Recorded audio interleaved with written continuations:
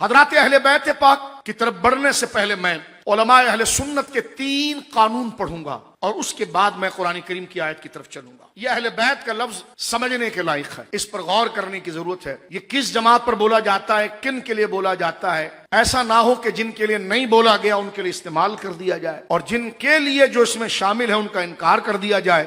اہل سنت نہ رفس کی طرف ہے نہ خروج کی طرف ہے، اہل سنت توازن ہے، معتدل ہیں اور اعتدال پر ہیں۔ تو اہل بیت کا لفظ اپنے عموم کے اعتبار سے اور اپنے خصوص کے اعتبار سے اپنے مفہوم حقیقی میں جتنا دائرہ رکھتا ہے، اہل سنت ان تمام کو اہل بیت میں مانتے ہیں، نہ کسی کو باہر نکالتے ہیں نہ کسی کو داخل۔ کوئی آپ سے کہے اتنا توازن اہل سنت میں آتا کیسے ہے؟ کیونکہ توازن آنا یعنی بیلنس ہونا تو یہ بڑی بات ہے۔ یہ توازن کیسے آ جاتا ہے؟ آخر اہل سنت میں توازن کیوں آ گیا، اتنی بیلنس کیوں رہی؟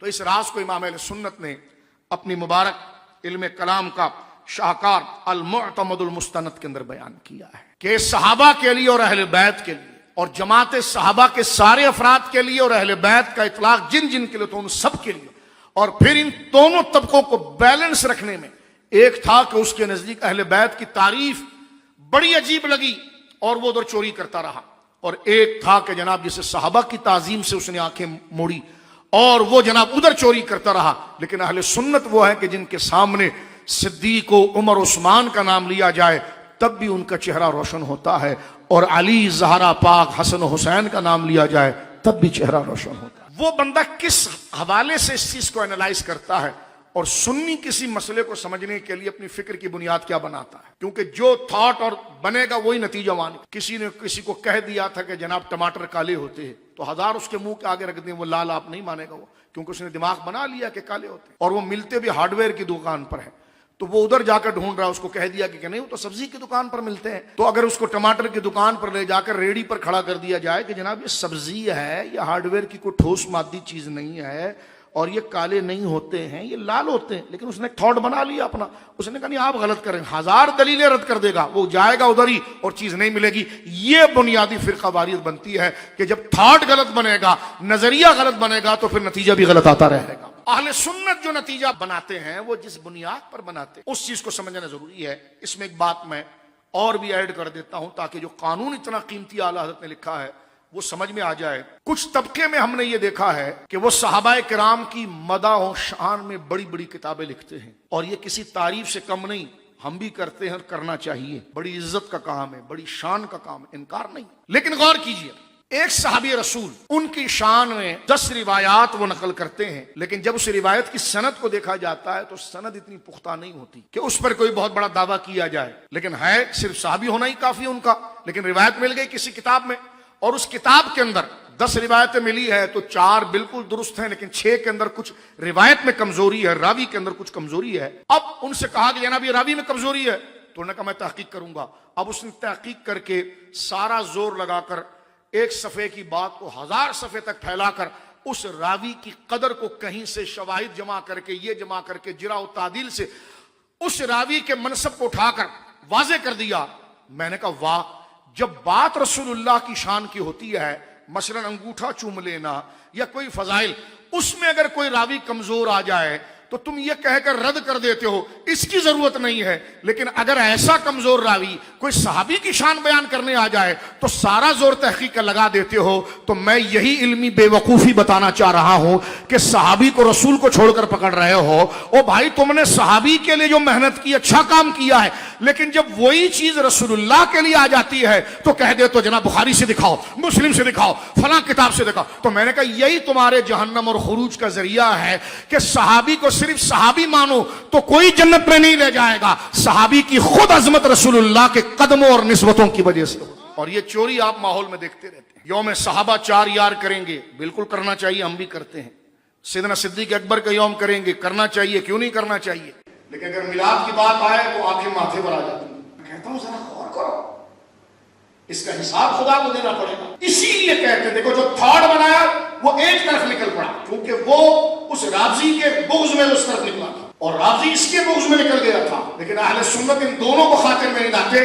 اہل سنت کہتے ہیں کہ اہل بیت ہوں یا صحابہ ہوں، ان کے لیے تھاٹ اور ان کو سمجھنے کی بنیادی فکر جو ہے ہم کیوں ان کو مانتے ہیں؟ کہا حضور کی وجہ سے۔ تو کہا بس حضور بنیاد ہیں، جن سے حضور کا تعلق ہوا سنی ہر ایک کا ادب کرے گا، سنی ہر ایک کا ادب کرے گا۔ اس لیے نہ سنی میلاد میں کوئی کمزوری دکھاتا ہے، نہ ان کے ایام میں کوئی کمزوری۔ ان کے ایام میں چھٹی کا اعلان کر دیا جائے، ہم بھی کہتے ہیں ہونی چاہیے، لیکن جب سرکار کے میلاد کے لیے آ جائے تو باتیں کھلنا شروع ہو جاتی ہیں۔ بڑی مایوب بات ہے۔ یہ ہے وہ بہت بڑی غلطی، اور جس کو کہتے ہیں نا کہ لمحے خطا کرتے ہیں تو صدیاں سزا پاتی ہیں، یہ اتنی بڑی غلطی دماغ میں بیٹھتی ہے، پھر ہر مسئلے کو حدیث ضعیف ہے، حدیث ضعیف ہے، حدیث ضعیف ہے، حدیث ضعیف ہے۔ میں نے کہا اس لیے کہ حضور کی شان میں آ رہی ہے، سرکار کا بخاری سے بتائیے، قرآن سے بتائیے، لکھا ہوا بتائیے، نام بتائیے۔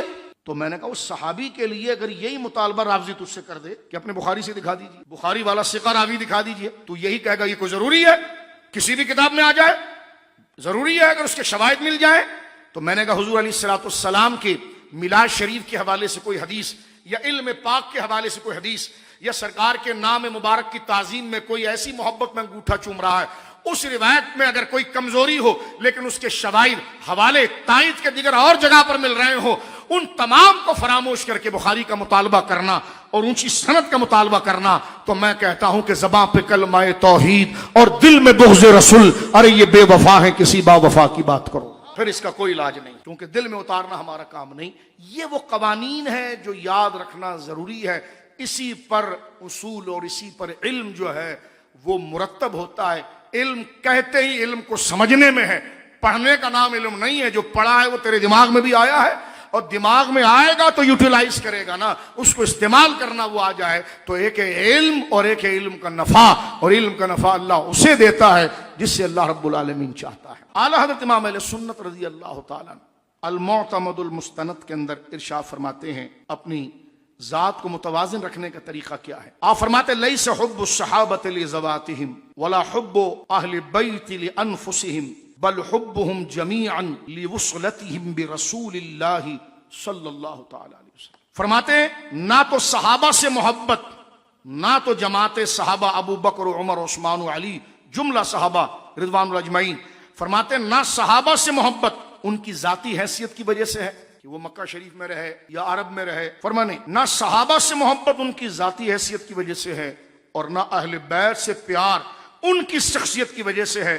اعلیٰ حضرت لکھ رہے ہیں کہ بل حبهم جمیعا لوصلتہم برسول اللہ، بلکہ ان سب سے محبت کی وجہ رسول اللہ کی نسبت ہے، اس لیے اس تعظیم و توقیر کا اظہار کیا گیا۔ اور یہی وہ قاعدہ میں قانون آپ کی خدمت کے اندر ترتیب کے ساتھ عرض کر رہا تھا اور اس ترتیب کے ساتھ ذکر کر رہا تھا۔ لہذا تین چیزوں کا جواب بنا، کیونکہ اہل بیت سے ایک عقیدت کا رشتہ ہے، محبت کا رشتہ ہے، صحابہ سے ایک محبت کا رشتہ ہے، محبت کو شریعت کے ساتھ متوازن نہ کرے، اس لیے ہم نے پہلے یہ بات آپ کے سامنے کر دی۔ دین کے دو پہلو ہیں، تعلیم اور تعظیم کی۔ پھر اس تانے کا بھی جواب دے دیا کہ آپ کو شخصیت پرستی کر رہے تھے۔ میں نے کہا اس لیے شخصیت پرستی ایک منفی شے ہے، صحابہ اہل بیت اولیاء صالحین کی پیروی کی جاتی ہے، اس لیے کہ اللہ رب العالمین سے ان سے محبت، ان سے جڑنا، ان کے تعلق کو ذکر فرمایا ہے۔ اور اعلیٰ حضرت امام اہل سنت کا یہ ہم نے جملہ سن لیا کہ اہل سنت کے اندر یہ توازن کیوں ہے۔ صحابہ کے نام پر کتاب لکھنے والے اس مضمون میں اگر بظاہر سند کی کوئی کمزوری ہو تو دور کرنے میں پوری پی ایچ ڈی کر لیتے ہیں، لیکن اگر حضور کی شان میں کوئی شان آ جائے تو کہتے ہیں بخاری سے دکھائیے، نام لکھا ہوا دکھائیے۔ نفسانی طور پر تحقیق چاہتے ہیں اپنی انا کے لیے کہ میں آپ کو زیر کر دوں۔ اہل سنت کے اندر یہ توازن اس لیے ہے کہ ان کے لیے مرجع قبول حضور کی ذات ہے، جو حضور کا ہوا وہ ان کے ہو گئے۔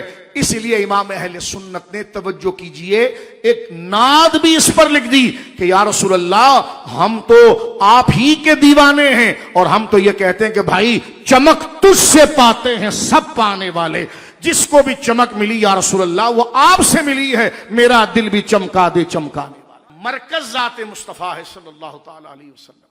صحابہ کو بھی انہی کی وجہ سے مانا ہے، اہل بیت کو بھی انہی کی وجہ سے مانا ہے۔ جیسے میں نے توحید کے 2 درس میں آپ کو بتایا کہ مرکز ذات الہی ہے، جناب رسول اللہ کو آپ ہی کی وجہ سے مانا، جب تسلیم کر لیا تو پھر سب کو ہم نے اللہ اس کے رسول کی وجہ سے مانا۔ یہ وہ چیز ہے کہ آپ کے تھاٹ، آپ کے نظریے، آپ کی تحقیق کی بنیادوں کو درست کرتی ہے، پھر اس کے بعد آپ نتیجہ پڑھیے۔ میں نے پہلے بھی کہا اہل سنت کے خلاف جو بھی رائے قائم کرے گا اس میں جرت ہی نہیں ہے، ہمارے بزرگوں نے اس کے سارے معاملے کر دیے ہیں، یا تو وہ خوارج سے کوئی چوری کر رہا ہوگا، یا قدریہ سے کر رہا ہوگا، یا اعتزال سے کر رہا ہوگا۔ لہذا اہل سنت کوئی تفرقہ نہیں ہے، ایک جماعت ہے، اور ان کی منزل اور مراد اور محبوب جناب رسول اللہ کی ذات۔ اب اس جملے کے بعد اعلیٰ حضرت آگے ایک جملہ اور لکھتے ہیں، یہ المعتقد میرے سامنے۔ پہلے تو یہ کہہ دیا کہ نہ صحابہ کرام سے محبت ان کی ذاتی حیثیت کی وجہ سے ہے، اور نہ اہل بیت سے پیار ان کی شخصیت کی وجہ سے ہے، بلکہ ان دونوں کی محبت کی وجہ نسبت رسول مکرم صلی اللہ علیہ وسلم۔ آگے حضرت فرماتے فمن احب رسول اللہ وجب ان يحبهم جميعا۔ اب حضور کی محبت تو اصل دین ہے کہ لا یؤمن احدکم حتی اکون احب الیہ من والدہ وولدہ والناس اجمعین۔ فرمایا آقا کریم نے کہ لا یؤمن احدکم، تم میں کوئی ایک سنگل آدمی بھی مومن نہیں ہو سکتا، ایک آدمی بھی مومن نہیں ہو سکتا، حتیٰ اس وقت تک اکون احب الیہ، جب تک میں نہ ہو جاؤں احب الیہ، اس کے نزدیک سارے رشتوں سے پیارا، کن سے؟ من والدہ وولدہ والناس اجمعین، اس کے باپ اور ماں کے رشتے سے بھی زیادہ پیارا، اس کی اولاد اور بچوں کے رشتے سے بھی زیادہ پیارا، اور وہ دنیا میں جس کی تعظیم اور محبت کرتے ہوئے آگے بڑھتا ہوں تمام رشتوں سے زیادہ، جب تک میری محبت نہیں ہوگی لا یؤمنو، وہ کامل مومن نہیں ہو سکتا۔ لہذا اب حضور سے اگر محبت ہے تو یہ کیسے ہو سکتا ہے کہ حضور سے محبت ہو اور حضور کے اہل بیت سے نہ ہو؟ یہ کیسے ہو سکتا ہے کہ حضور سے محبت ہو علیہ الصلوۃ والسلام حضور کے صحابہ سے نہ ہو؟ یہ کیسے ہو سکتا ہے کہ حضور سید عالم سے ہو اور حضور کی امت کے اولیاء سے نہ ہو؟ اس لیے کہ جو محبت جس سے کرتا ہے تو اس کی نسبت محبت کی وجہ وہ محبوب بن جاتا ہے۔ آپ اسی سے محبت کر رہے ہیں جس سے میں محبت کر رہا ہوں، تو جب دو کی محبت ایک محبوب کی ہو جائے تو پھر وہ دو نہیں ہوتے، وہ محبت کامل ہوتی ہے۔ تو فرمایا کہ فمن احب رسول اللہ وجب ان یحبہم جمیعا، تو سن لو کہ کیوں صحابہ سے محبت کرتے ہو تم؟ ہم نے کہا حضور کی وجہ سے۔ کیوں اہل بیت سے محبت کرتے ہو؟ ہم نے کہا حضور کی وجہ سے۔ کیوں اولیاء سے محبت کرتے ہو؟ ہم نے کہا حضور کی وجہ سے۔ امام اہل سنت لکھتے ہیں فمن احب رسول اللہ، پس جو یہ دعویٰ کرتا ہے کہ میں محبت کرتا ہوں رسول اللہ سے، وجبا، تو اس پر لازم ہے کہ ان یحب جمیعا، حضور کی جتنی نسبتیں ہیں وہ سب سے محبت کرے، ورنہ وہ جھوٹا ہوگا۔ فرما ومن ابغض بعدهم ثبت انه لا يحب رسول اللہ، اب وہ بعض سے محبت کرے اور بعض سے بغض رکھے تو وہ حضور کی محبت کے اندر کامل نہیں بلکہ جھوٹ بول رہا ہے، اس لیے کہ جو حضور کی نسبتیں تھیں ان میں سے اس نے بانٹ لیا ہے، بعض سے کر رہا ہے بعض سے نہیں کر رہا ہے۔ تو فرمایا کہ ومن ابغض بعدهم ثبت، اور جن سے محبت کرنی تھی ان میں سے بعض کو نشانے پر رکھ لیا ہے، تو فرمایا ثبت انه لا يحب رسول اللہ، اس بات سے پتہ چلا کہ دراصل یہ حضور سے محبت نہیں کرتا تھا، ورنہ اگر یہ حضور سے محبت کرتا تو ان کی محبت اور نسبت کے دائرے میں کروڑوں اربوں بھی آ جاتے، تو یہ سب سے بیک وقت محبت۔ تو یہ وجہ بن گئی ہے اہل بیت سے محبت کی، جو قانون میں نے آپ کے سامنے ذکر کیا ہے۔